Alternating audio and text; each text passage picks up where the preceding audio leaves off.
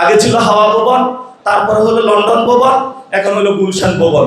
জীবন দিল তরুণরা, রক্ত দিল তরুণরা, তরুণদের রক্তের উপরে আপনারা ভর করে ক্ষমতায় গেলেন, ক্ষমতায় গিয়ে তরুণদের কথা ভুলে গেলেন। এটা হলো নিমকহারামি রাজনীতি।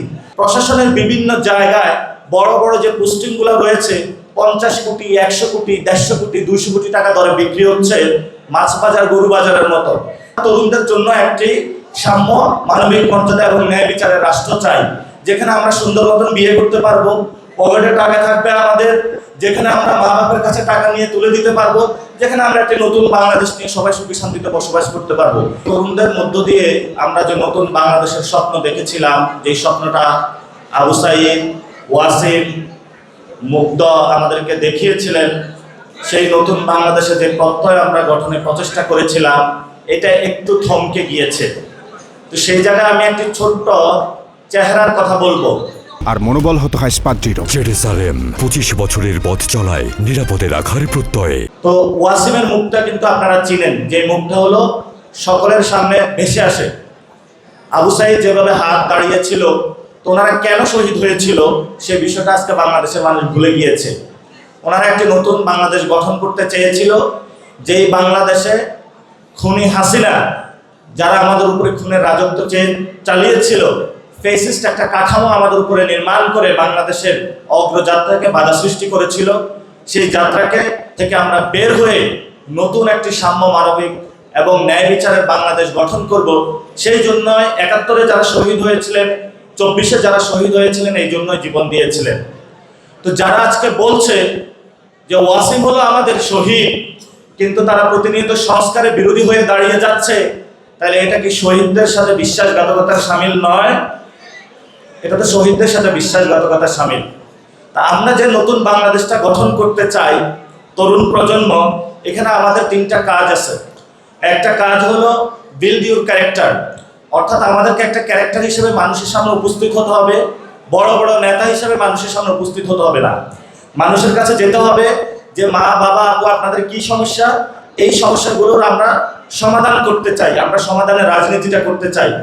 আমরা আপনারা যাবেন যে অনেক বৃদ্ধ বাবা মা যারা চিকিৎসার অভাবে অনেক কষ্টে আছে, তরুণদের পকেটে টাকা নাই, তারা বিয়ে করতে পারে না, তাদের মেন্টাল হেলথের সমস্যা হচ্ছে, এবং তরুণরা একটা ফ্রাস্ট্রেশনের মধ্যে দিয়ে চলে যাচ্ছে, অথচ বাংলাদেশের 50% হলো তরুণ। তাহলে এই মানুষগুলোর সমস্যার সমাধান আমরা কিভাবে করব, সেই প্রচেষ্টাটা প্রতিনিয়ত ইনোভেটিভ চিন্তা করা এবং সেই ইনোভেটিভ চিন্তা থেকে সমস্যা সমাধানের চেষ্টা করা। এখন এই সমস্যা সমাধানের চেষ্টা করতে গিয়ে যদি আপনারা উপস্থিত হন, ভাই সব আমি বড় রাজনৈতিক ব্যক্তিত্ব, আপনারা শুনতে হবে, মানতে হবে, এটা করতে হবে, এগুলো করলে হবে না।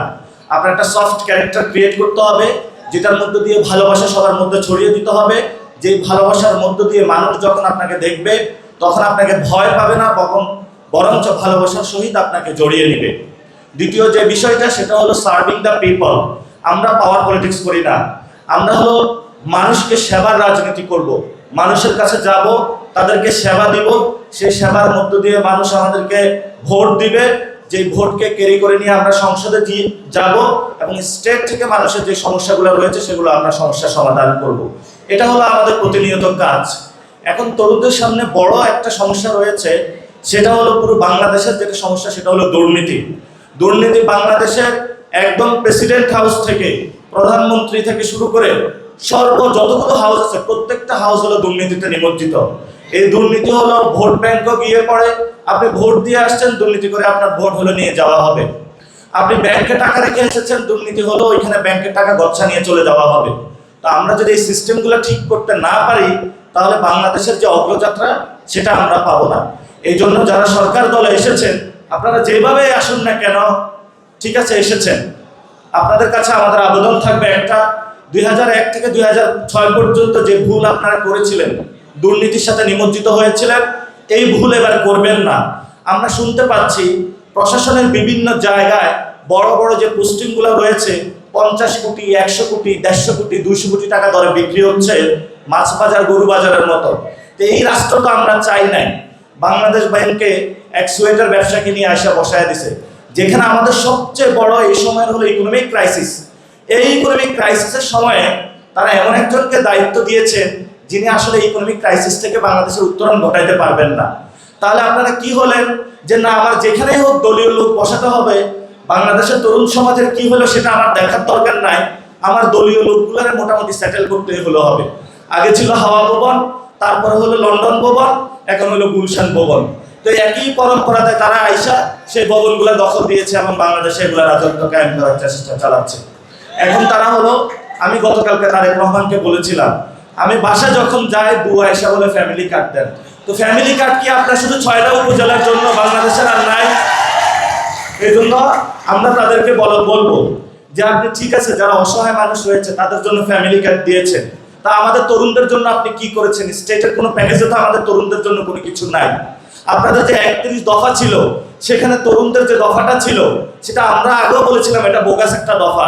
ইলেকশনের পর পর্যন্ত বাংলাদেশের 50% তরুণ, জীবন দিল তরুণরা, রক্ত দিল তরুণরা, তরুণদের রক্তের উপরে আপনারা ভর করে ক্ষমতায় গেলেন, ক্ষমতায় গিয়ে তরুণদের কথা ভুলে গেলেন। এটা হলো নিমকহারামি রাজনীতি। এই জন্য সরকারকে আমরা আহ্বান জানাবো, আমরা তরুণরা অনেক কষ্টে আছি। বাসায় গেলে বলে, কিরে তুই রাজনীতি করিস, তোর পকেটে টাকা নেয় কেন? আবার হলো বাহিরে আসলে মানুষ বলে যে তোমাদের কাছে কি পাওয়ার আছে তোমরা আমাদেরকে দিতে পারবা? তোমাদেরকে ভোট দিয়েছি, ভোটটা তো হলো ডাকাতি করে নিয়ে গিয়েছো, ডাকাতদেরকে তোমরা কেন ধরো নাই?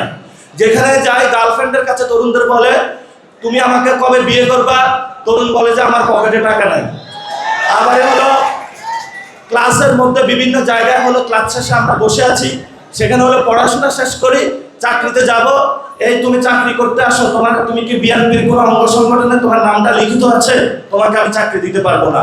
তো এই যদি হয় তরুণদের অবস্থা, তাহলে আমরা তরুণরা কিভাবে বাংলাদেশটা ঠিক করব? এই জন্য আমরা তরুণদের জন্য একটি সাম্য, মানবিক মর্যাদা এবং ন্যায় বিচারের রাষ্ট্র চাই, যেখানে আমরা সুন্দর মতন বিয়ে করতে পারবো, পকেটে টাকা থাকবে আমাদের, যেখানে আমরা মা বাবার কাছে টাকা নিয়ে তুলে দিতে পারবো, যেখানে আমরা একটি নতুন বাংলাদেশ নিয়ে সবাই সুখী শান্তিতে বসবাস করতে পারবো। এটা কোনো রকেট সায়েন্স না, এটা সিম্পল হিসাব। এই সিম্পল বিষয়ে প্রধানমন্ত্রীকে বুঝতে হবে। আপনি নিজেকে দাবি করলে হবে না যে আমি তরুণদের পক্ষে। তরুণদের প্যাকেজ দিতে হবে, কাজ করতে হবে, তাহলে আমরা বুঝবো আপনি আসলেই তরুণদের পক্ষে।